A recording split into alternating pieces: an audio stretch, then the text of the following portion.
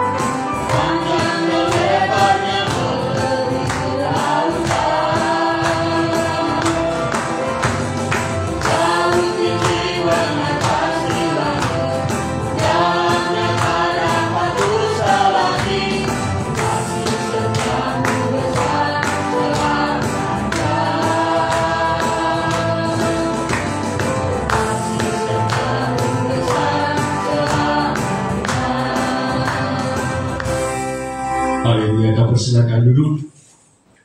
Sungguh tiada terukur kasih setia Tuhan. Betapa lebar, betapa tinggi, betapa dalam dan luasnya kasih Tuhan yang selalu dinyatakan bagi kita. Kasih itulah menyertai kita sampai Dia datang, sampai kita senantiasa berkemenangan. Haleluya. Kembali kita angkat pujian kita. Pujilah Tuhan sebab besar cintanya.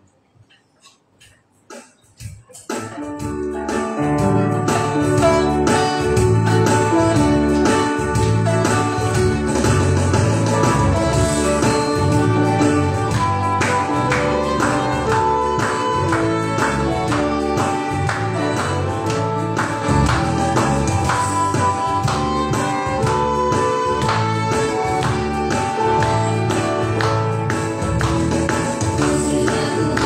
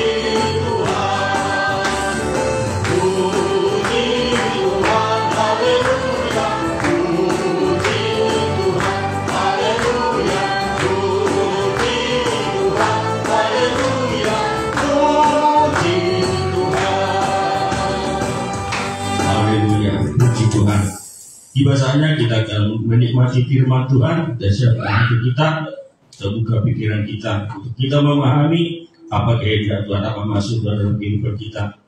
Sudah kita bagi berdiri, kita angkat pujian kita, beri tanda sebagai milikmu.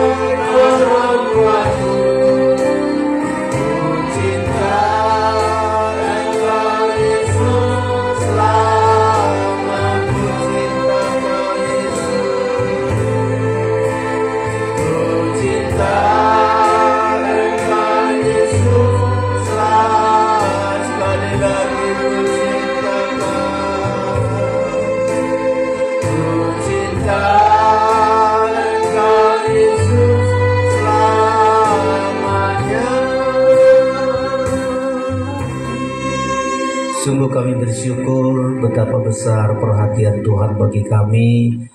Engkau selalu mengasihi kami Tuhan, peduli atas hidup kami apapun keadaan kami. Engkau tidak biarkan kami sendiri. Penyertaan dan perlindungan Tuhan begitu kuat bagi kami. Itulah sebabnya hati kami penuh sukacita, merendahkan diri di hadapan Tuhan, untuk sujud di hadapan Tuhan. Tidak bisa kami lupakan segala kebaikan-Mu, perbuatan-perbuatan pengorbanan Tuhan begitu besar bagi kami.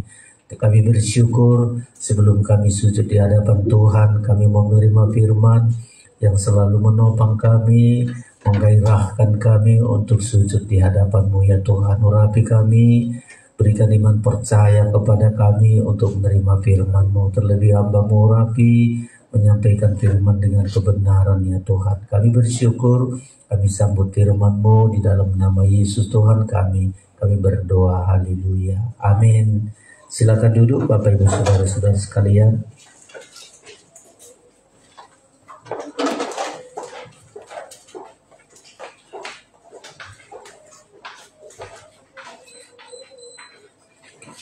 Haleluya, kita sungguh diberkati Tuhan pada kesempatan malam ini.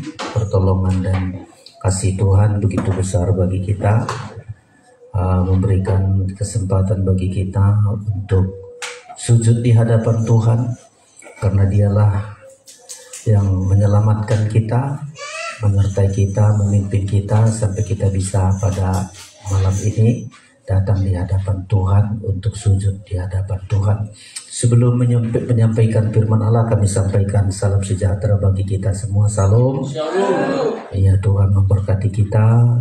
Sebelum kita datang di hadapan Tuhan, berlutut di hadapan Tuhan, kita baca firman Tuhan pada malam ini. Mazmur pasal 100, Mazmur 100 kita baca, Bapak Ibu Saudara-saudara. Jika sudah kita temukan, kita akan baca ayat ini. Ya, Mazmur 101, Mazmur 100 ayat 1 sampai dengan ayat yang kelima. Jika sudah menemukan, kita baca bersama-sama ayat ini. Perikopnya, pujilah Allah dalam baitnya. 1, 2, 3. Mazmur untuk korban syukur. Bersorak-soraklah bagi Tuhan, hai seluruh bumi. 2. Beribadahlah kepada Tuhan dengan sukacita. Datanglah kepadanya dengan sorak-sorai. 3. Ketahuilah bahwa Tuhanlah Allah, Dialah yang menjadikan kita dan punya Dialah kita, umatnya dan kawan domba gembalaannya. 4. Masuklah melalui pintu gerbangnya dengan nyanyian syukur, ke dalam pelatarannya dengan puji-pujian. Bersyukurlah kepadanya dan pujilah namanya. 5. Sebab Tuhan itu baik, kasih setianya untuk selama-lamanya, dan kesetiaannya tetap turun-temurun. Iya, ini saudara-saudara, mereka pemazmur ini merasakan begitu hebat pertolongan Tuhan, kasih sayang Tuhan, kasih setianya, kebaikan Tuhan yang dialami oleh pemazmur ini. Sama seperti kita selalu melihat kasih setia Tuhan, kebaikannya terus menerus dalam hidup kita di tengah-tengah setiap pergumulan kita, saudara-saudara sekalian. Ya, dan dia sebutkan di sini, beribadahlah kepada Tuhan dengan sukacita, datanglah kepadanya dengan sorak-sorai. Ayat 3, ketahuilah. Ya, kalimat ini sangat penting saudara-saudara. Dia sudah beribadah kepada Tuhan dan disampaikan lagi kepada hatinya, kepada pendengarnya termasuk kepada kita. Di ayat 3, ketahuilah bahwa Tuhanlah Allah, Dialah yang menjadikan kita dan punya Dialah kita, umatnya dan kawanan domba gembalaannya. Banyak orang gak mengetahui, gak menyadari di pemandangan pemazmur ini ketika melihat banyaknya orang tidak menyadari betapa hebatnya kasih setia Tuhan itu di dalam hidupnya. Makanya dia terpanggil untuk menyerukan. Bukan hanya dia beribadah, tapi ingin juga orang lain merasakan betapa baiknya Tuhan, kasih setianya itu. Makanya dibilang di ayat 3 ini, ketahuilah. Ya, di ayat 2 itu beribadahlah. Ini satu himbauan kepada kita, saudara-saudara. Beribadahlah kepada Tuhan dengan sukacita, karena dia mulai dari kecil, di tengah-tengah pergumulannya, di tengah masalah, menggembalakan 2-3 ekor kambing domba. Dia selalu berseru dengan kecapi yang ada di tangannya. Setiap ada pergumulan, nampaknya berseru kepada Tuhan itu adalah jalan keluar. Kemenangan atas musuh-musuh, keselamatan atas nyawanya, dan dia rasakan itu. Ya, berdoa, beribadah, memuji Tuhan itu adalah kesempatan yang begitu hebat, dan Tuhan lakukan perbuatan besar di dalam hidupnya. Jadi kalau di ayat 2, beribadahlah kepada Tuhan dengan sukacita, ini satu himbauan, saudara-saudara. Bahkan di ayat 3, ketahuilah, ya, ketahuilah bahwa Tuhan Allah, Tuhanlah Allah. Pemazmur ini ingin menunjukkan sebagaimana yang sudah dialami, dia sadari. Kalimat ketahui inilah, kita sadarilah, ya, kita mengertilah. Ketahui itu mengertilah, kita tahulah. Kita ada 3 hal yang Tuhan perbuat, yang harus kita sadari supaya kita beribadah kepada Tuhan dengan kerinduan. Kalau pemazmur ini, ya, dengan kerinduan dia datang, saudara-saudara. Ada kerinduannya untuk selalu bersyukur kepada Tuhan, berseru kepada Tuhan di tengah-tengah kesulitan-kesulitan yang dia hadapi. Beribadah, ya, beribadah bukan asal sekedar, tapi karena mengetahui, karena menyadari. Kita kadang-kadang beribadah ya karena kebiasaan, karena ya sudah, karena saya Kristen saya beribadah, tapi tidak menyadari, tidak mengerti kenapa kita harus beribadah, kenapa kita harus menyembah Tuhan, kenapa kita harus sujud di hadapan Tuhan. Di ayat yang ketiga itu, pemazmur ini ingin menyampaikan ada 3 hal yang harus kita sadari, yang harus kita mengerti, sehingga itulah yang mendorong kita beribadah, itulah yang menggairahkan kita beribadah. Saudara-saudara, tidak ibadah-ibadah seperti yang lain. Di kebaktian doa di hari yang lalu saya bilang juga, kita beribadah juga bukan untuk membujuk Tuhan melakukan keinginan kita. Itu salah, saudara-saudara. Itu bukan ibadah orang Kristen. Ibadah orang Kristen karena mengakui 3 hal inilah sudah kita sadari. Pemazmur tidak pernah mengajak-ajak Tuhan melakukan apa yang dikehendakinya, apa yang diingin, tapi selalu tanya, kalau itu kehendak Tuhan, kalau itu rencana Tuhan, kalau itu maunya Tuhan, dialah belajar melakukan apa yang Tuhan kehendaki. Ada 3 hal, saudara-saudara, yang kita pahami, yang kita mengerti, yang kita ketahui, harus kita pahami supaya doa kita, penyembahan yang benar, saudara-saudara. Ya, jadi tidak mengajak-ngajak Tuhan, bujuk-bujuk Tuhan, maksa-maksa Tuhan, perintah-perintah Tuhan, ngatur-ngatur Tuhan. Dan seringkali kan kekristenan begitu, dipaksa Tuhan lakukan ini, diatur Tuhan buat begini. Jadi kayaknya Tuhan itu yang harus mengikuti kehendak kita. Itu salah, saudara-saudara. Itu ibadah-ibadah penyembahan berhala. Tapi kita melihat ada 3 hal yang harus kita pahami, harus kita ketahui, harus kita sadari, saudara-saudara, agar kita terdorong untuk beribadah kepada Tuhan dengan sukacita, dengan kerinduan, saudara-saudara. Yang pertama, karena kita menyadari, kita mengetahui di ayat yang ketiga ini, saya ulangi, dialah yang menjadikan kita. Ini yang pertama, ya. Ketahuilah, sadarilah, mengertilah, pahamlah kita bahwa Tuhan Allah yang pertama, dialah yang menjadikan kita. Ya, ini yang kita pahami dulu, saudara. Kalau tahu kita Tuhan yang menjadikan kita, aduh, berserah kita kepada Tuhan. Tuhan, terima kasih Engkau menjadikan kami, ya, Engkau yang menciptakan kami, yang menjadikan kami. Kita tadinya manusia itu terbuat dari debu tanah. Ini kita sadari, saudara-saudara, ya. Kita terbuat dari debu tanah, ya, lalu dibentuk, lalu Tuhan hembuskan napasnya, lalu kita menjadi makhluk hidup. Itulah kita di tangan Tuhan. Tuhan menjadikan kita. Ini yang harus kita pahami. Jangan kita bilang, ya, karena mama saya lah, karena bapak saya lah, maka saya lahir. Ya, tidak. Tuhan yang menjadikan. Ya, Tuhan yang menjadikan kita. Ya, adalah kehendak Tuhan kita ada di bumi ini. Ada maksud Tuhan di dalam hidup kita. Manusia ini dibuat dari debu tanah. Yeremia mengatakan begitu. Yeremia, kita tadinya debu tanah, saudara-saudara. Dan memang aslinya debu tanah. Selesai kita, kalau meninggal kembali lagi ke debu tanah.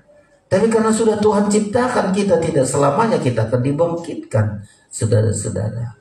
Nah, inilah kita sadari kita dijadikan Tuhan dari debu tanah, bukan untuk kembali ke debu tanah selama-lamanya. Sampai hidup kita berharga, mulia. Karena hidup kita di tangan Tuhan. Tuhan yang menjadikan kita. Saya baca ini di Yeremia, saudara-saudara. Inilah menggairahkan kita menyembah Tuhan. Yeremia 18, saya baca demikian. Ayat yang ke-6. Ayat yang ke-6. Yeremia 18 ayat 6. Masakan aku tidak dapat bertindak kepada kamu seperti tukang periuk ini, hai kaum Israel? Demikianlah firman Tuhan. Sungguh seperti tanah liat di tangan tukang periuk, demikianlah kamu di tanganku, hai kaum Israel. Kita di tangan Tuhan. Tadinya kita debu, lalu diambil Tuhan dengan tangannya, dibentuk kita, saudara-saudara. Nah, di tangan Tuhan. Kalau nggak di tangan Tuhan, selama-lamanya kita debu, menjadi sasaran iblis, sasaran ular. Karena Tuhan memerintahkan kepada ular, debu tanahlah menjadi makananmu seumur hidupmu. Makanya manusia ini kalau tidak di tangan Tuhan, menjadi sasaran iblis terus. Ya, 2, kalau kita tidak di tangan Tuhan, kita menjadi makanan ular terus. Setiap hari kita diperbudak iblis, ditakut-takuti iblis, selama-lamanya kita dikuasai iblis. Tapi pemazmur ini tadi bilang, ya Tuhanlah yang menjadikan kita. Kita bersyukur, saudara-saudara. Kita dari debu tanah ini ada di tangan Tuhan. Ya, hidup kita berharga.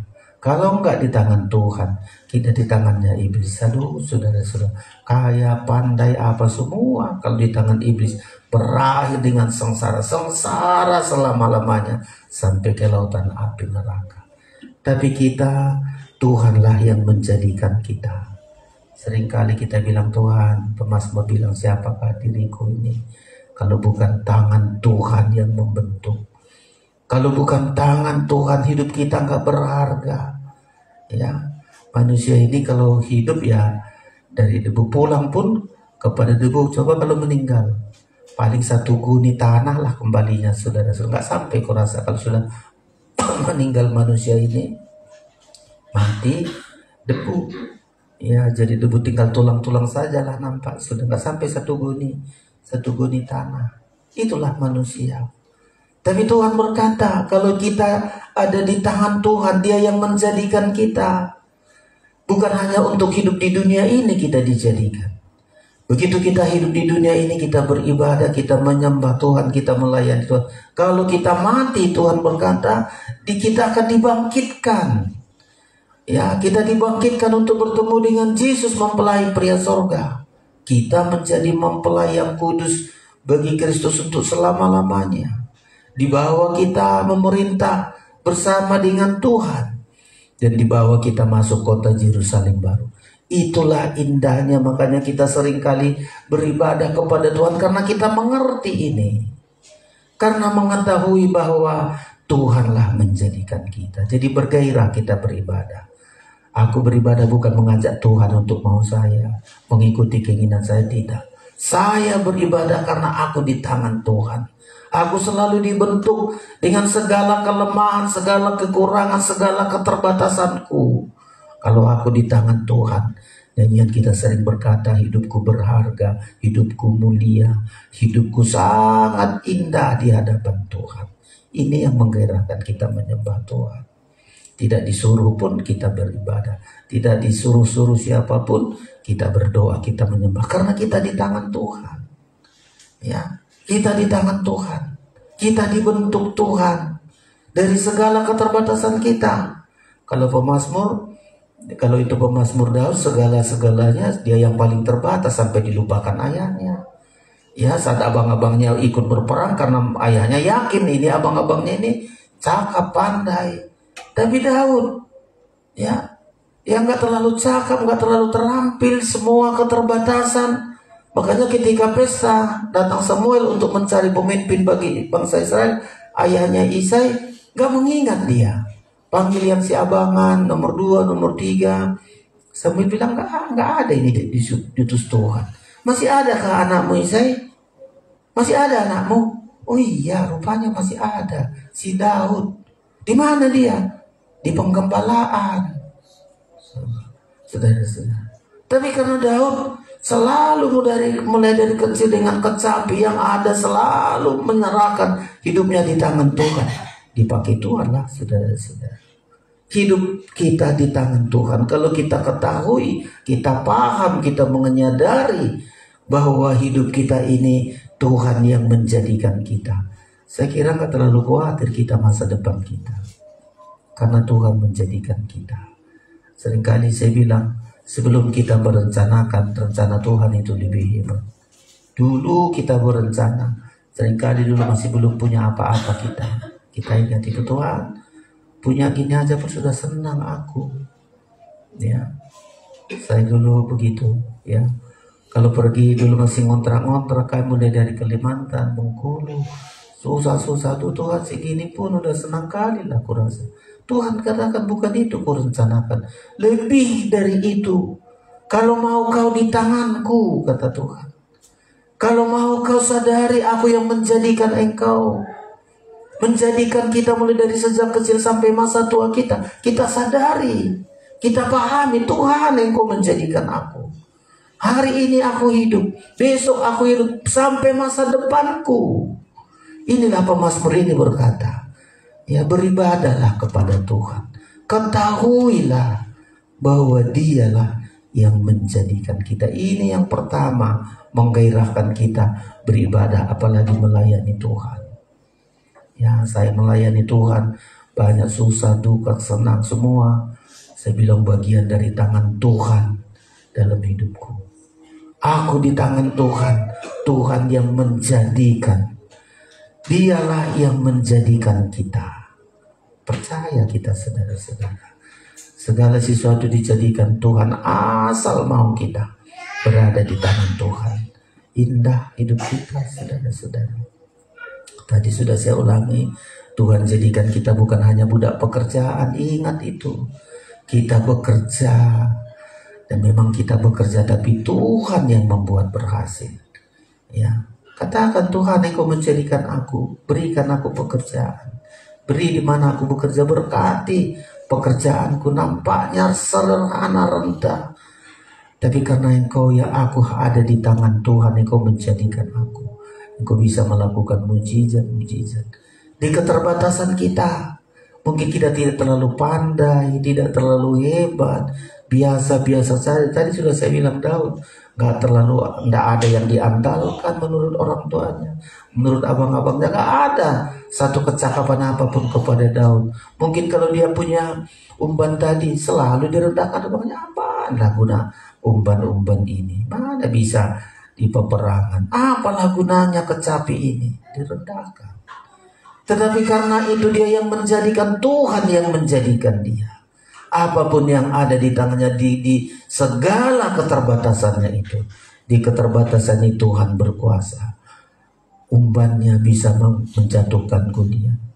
Kecapi yang di tangannya bisa dia duduk di istana. Hebat kali. Kalau kita mau belajar seperti pemazmur, Dialah yang menjadikan kita. Jangan batasi kuasa Tuhan.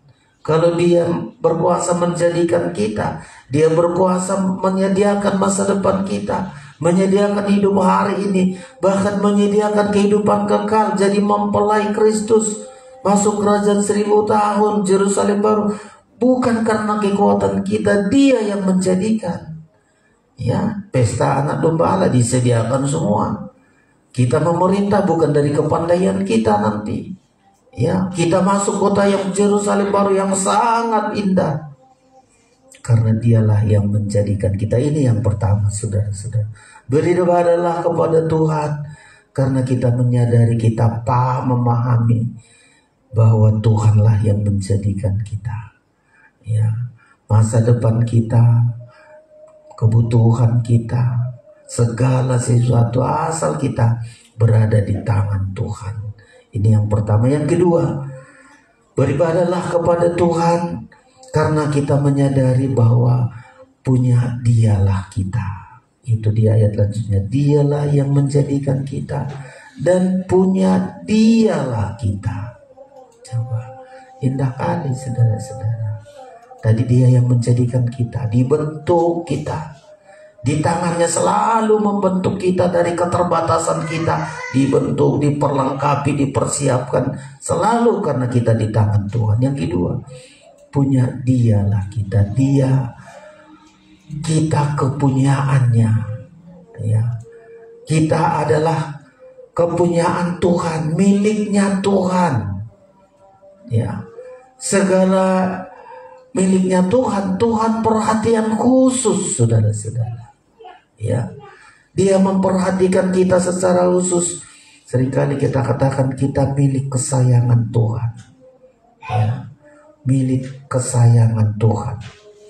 Ya, dan itu, saudara-saudara, itu yang membuat kita bergairah menyembah Tuhan. Ya, aku miliknya Tuhan. Orang lain gak beribadah, dia bukan milik Tuhan. Gak usah terlalu kita risikokan di situ. Ya, orang lain gak mau berdoa, malas berdoa, ya karena gak menyadari, gak memahami bahwa dia milik kesayangan Tuhan. Dia kepunyaan Tuhan. Kalau kita menyadari, inilah menggairahkan kita. Ya, sehingga nanti tidak kayak yang beribadah gak benar, ngajak-ngajak Tuhan. Ya, sudah jelas nanti dosa, ngajak Tuhan lagi. Tuhan ikut saya ini, Tuhan lakukan ini, Tuhan lakukan itu. Berhala yang begitu, saudara-saudara. Supaya ibadah kita tidak seperti ibadah penyembahan berhala. Dan jauh sekali kita menyadari bahwa Dialah yang menjadikan kita. Kita ada di tangannya. Yang kedua, punya Dialah kita. Bahasa yang sering kata milik kesayangan Tuhan kita. Ya, milik kesayangan Tuhan. Dan kita tepati itu, saudara-saudara. Sampai satu saat milik kesayangannya ini kita disebut menjadi mempelainya. Ya, milik kesayangan Tuhan. Itu menggairahkan kita, saudara-saudara. Ya, kenapa kita milik kesayangan Tuhan? Hidup kita sepenuhnya urusan Tuhan. Ya, mati hidup kita urusan Tuhan. Kalau kita milik Tuhan, saudara-saudara. Ya, saya hidup urusan Tuhan, memelihara saya, memberi pekerjaan, memberi kebutuhan, urusan Tuhan. Karena saya milik Tuhan, apalagi kesayangan Tuhan. Coba kalau sesuatu milik kita, kita sebutlah hewan, itu milik kita, kan bertanggung jawab kita ngasih makannya, melindunginya. Ya, itu kalau hewan yang kita miliki. Ya. Kalau milik sesuatu, ada milik kita sesuatu, handphone, barang-barang apa milik kita, kan kita jaga, kita pelihara, kita lindungi. Itulah namanya milik Tuhan. Jadi kalau kita milik Tuhan, hidup kita ini urusan Tuhan. Itulah yang menggairahkan kita berdoa. Itulah menggairahkan kita menyembah Tuhan. Urusan Tuhan itu. Makanya kita beribadah kepadanya dengan sukacita, dengan bergairah, dengan kerinduan. Karena kita kepunyaan Tuhan. Hidup kita urusan Tuhan. Ya, mati kita pun urusan Tuhan. Kita mati, Orang yang meninggal itu masih dijagai Tuhan, supaya satu saat dibangkitkan. Saudara-saudara, siapa yang mampu menjagai di kuburan sana? Ya, Tuhan jagai kita sudah seperti Musa. Ya, mayatnya aja dijaga oleh malaikat supaya sampai satu saat bangkit. Coba hebatnya Tuhan perbuat bagi kita. Makanya kita bergairah beribadah. Ya, makanya pemazmur berkata, beribadahlah kepada Tuhan, ketahuilah, pahamilah, sadarilah bahwa kita ini milik kesayangan Tuhan, punya Dialah kita. Makanya saudara-saudara, ini yang membuat kita bergairah. Jadi nanti bergairah beribadah nggak terpengaruh. Aduh, saya miskin, saya butuh uang, nggak pengaruh. Aduh, saya sudah kaya, aduh saya nggak pengaruh.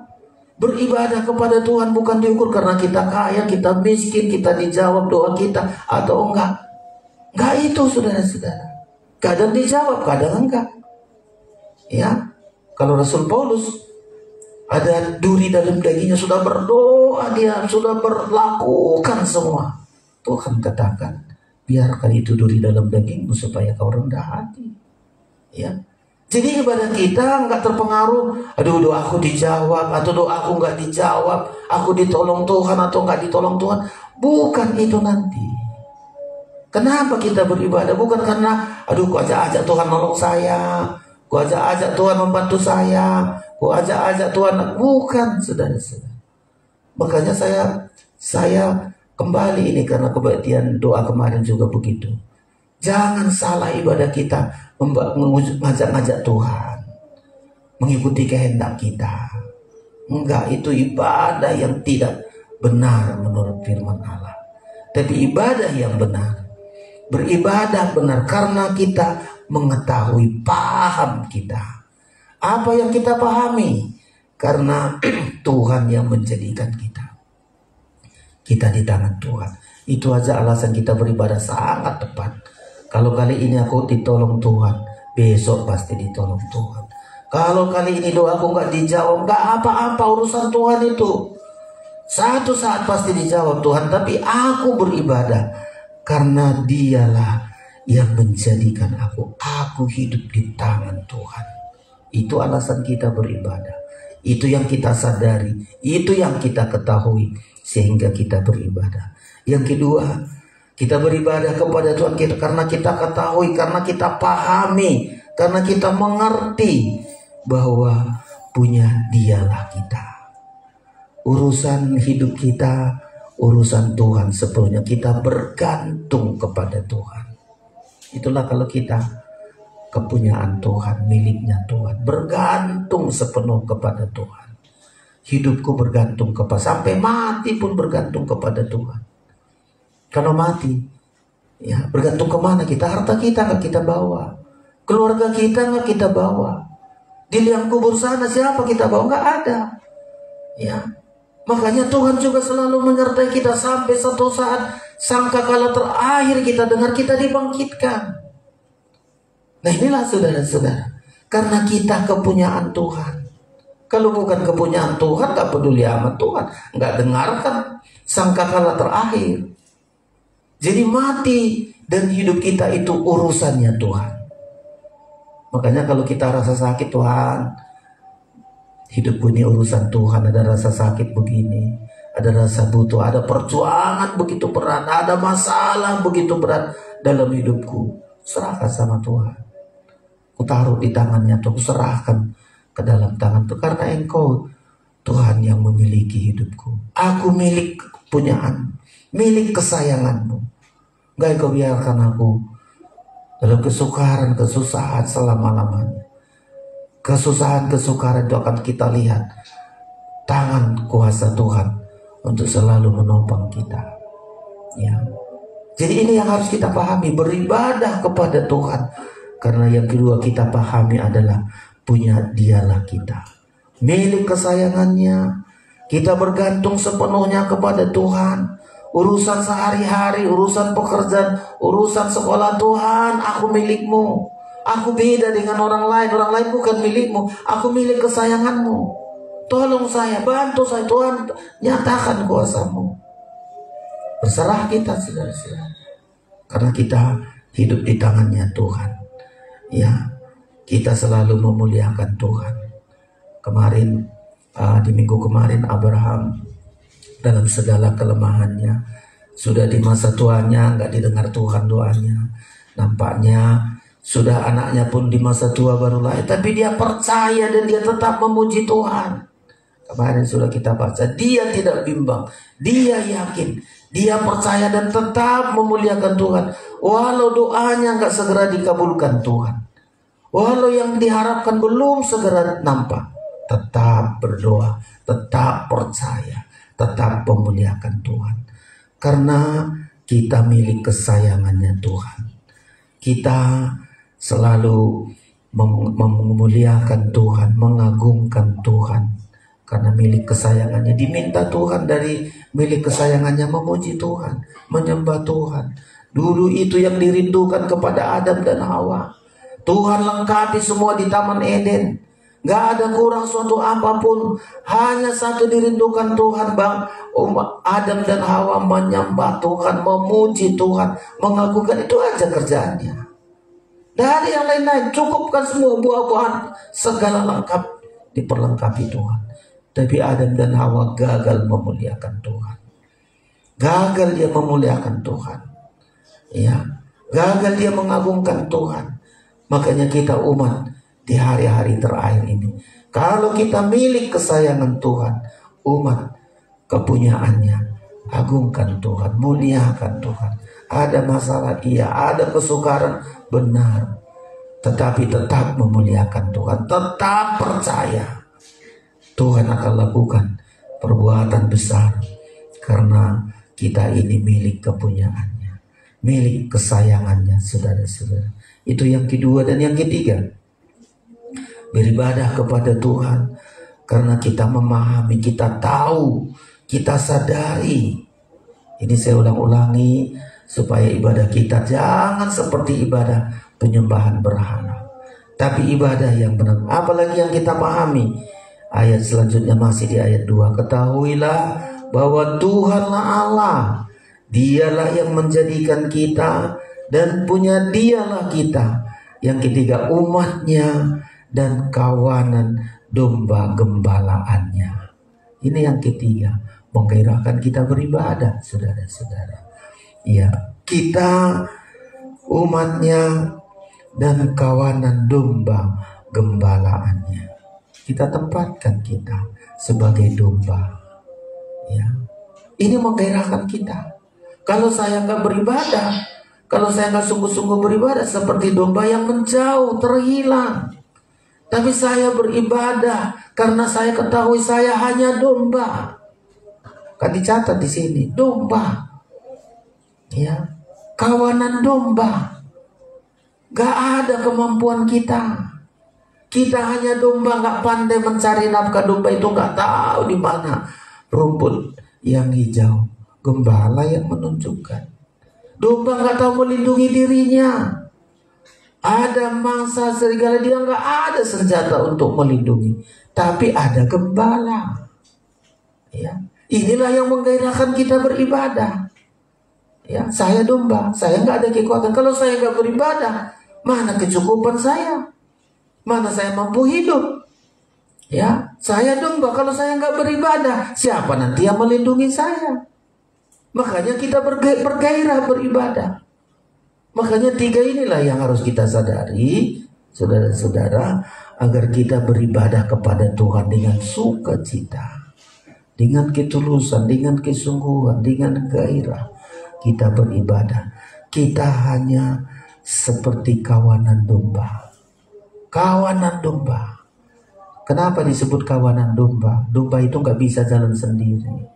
Ada kawanan, ada kumpulannya, ada pertemanannya, ada satu dengan yang lain, saling mengikat, namanya kawanan domba. Ya. Kita kawanan domba.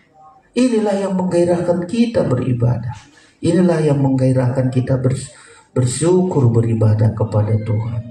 Kalau kita sebagai domba, Yohanes disebutkan, saya baca Yohanes pasal 10. Kalau kita tempatkan diri kita sebagai domba, agar kita bergairah beribadah, kita memahami, kita mengerti. Ya, ayat yang ke Yohanes 10 ayat 27. Iya, ayat 27. Jadi saudara-saudara, sungguh-sungguh kita mengerti ibadah-ibadah kita. Ya, jangan nanti seperti ibadah akhir zaman, beribadah tapi tidak ada kuasanya, menolak kuasa karena nggak paham, nggak memahami, nggak menyadari, nggak mengetahui.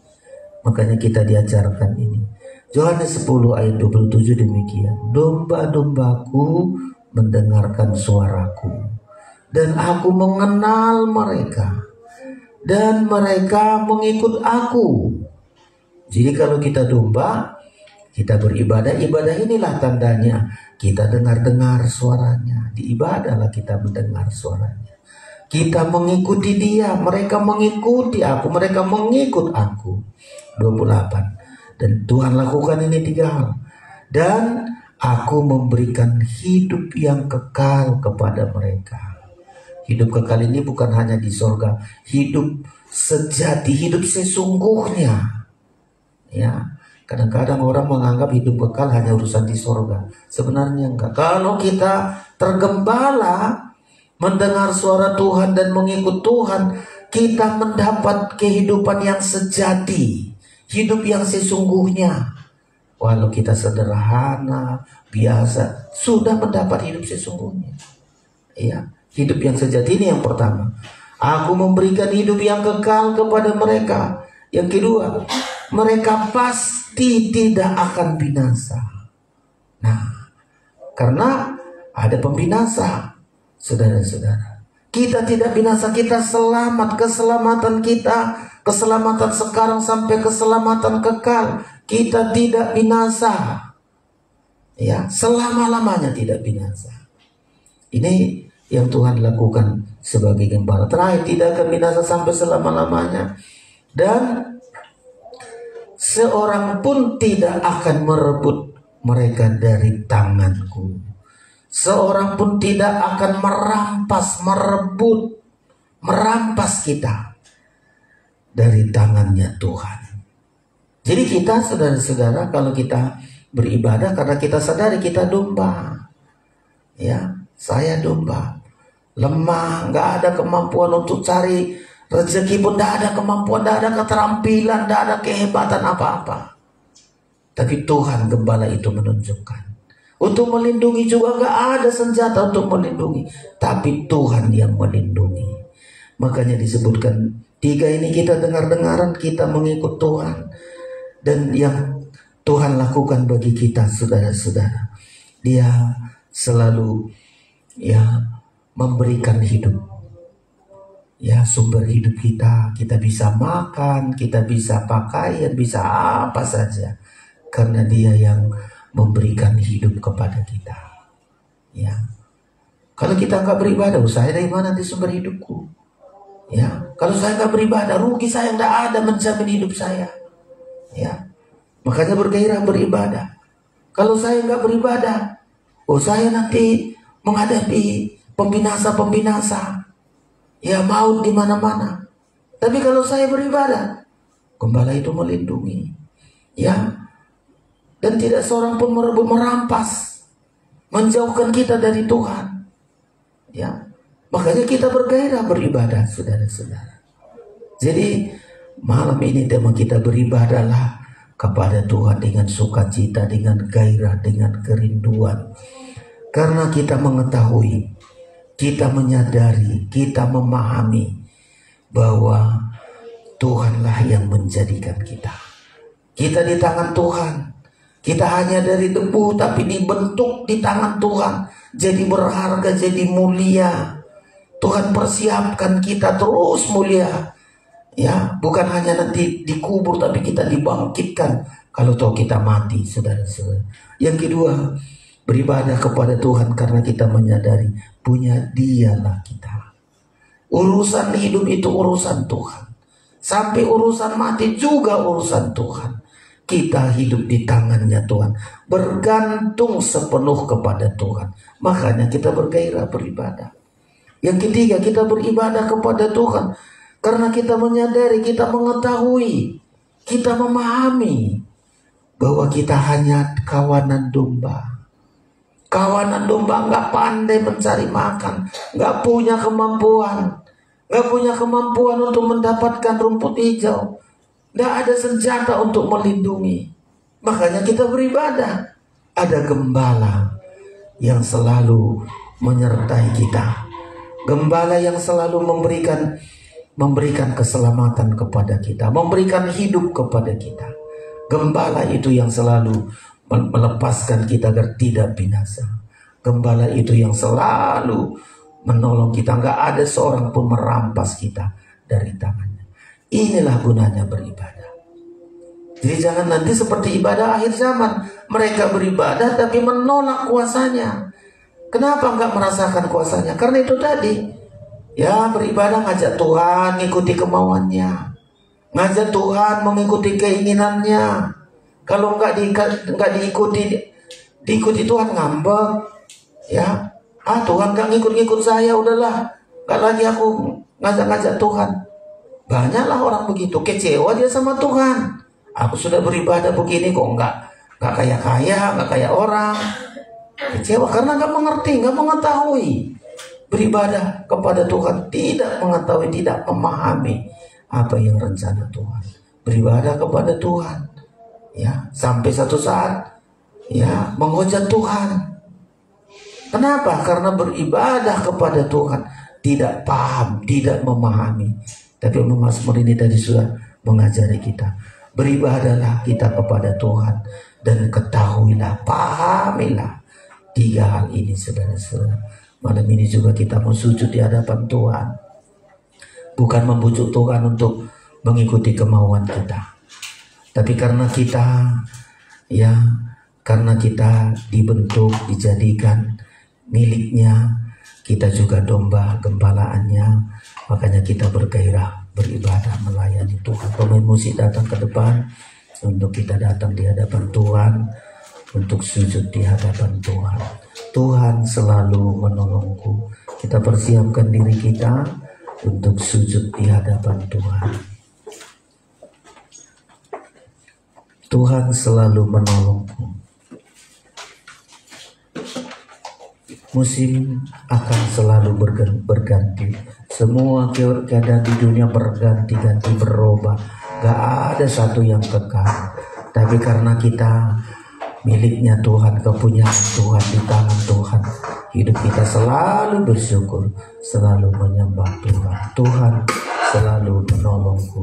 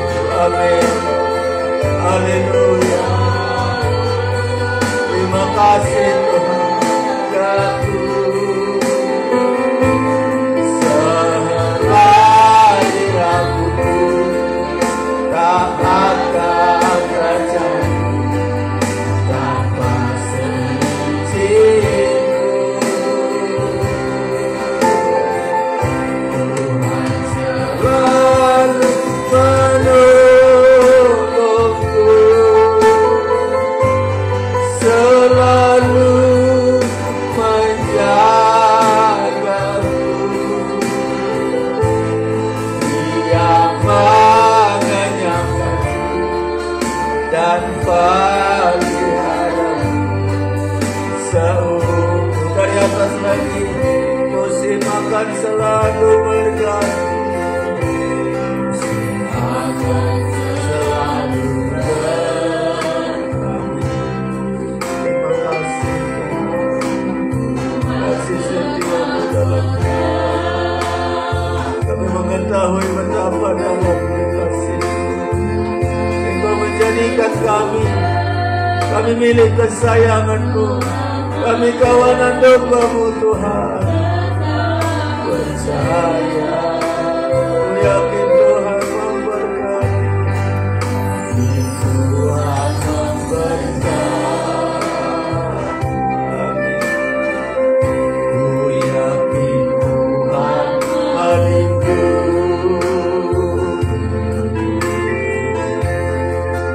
burung di udara Tuhan pelihara. Karena mari semua berlutut di hadapan Tuhan. Tuhan selalu menolong.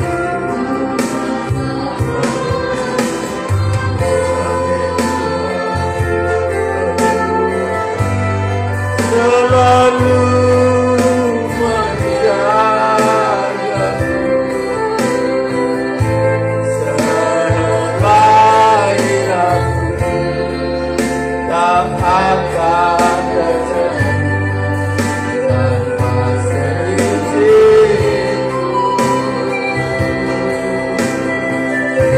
Tuhan selalu menolongku, selalu menjagaku.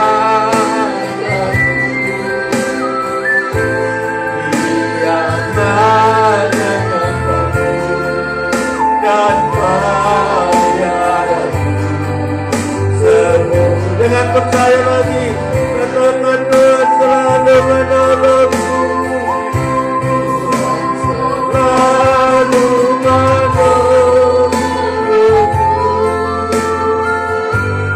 Selalu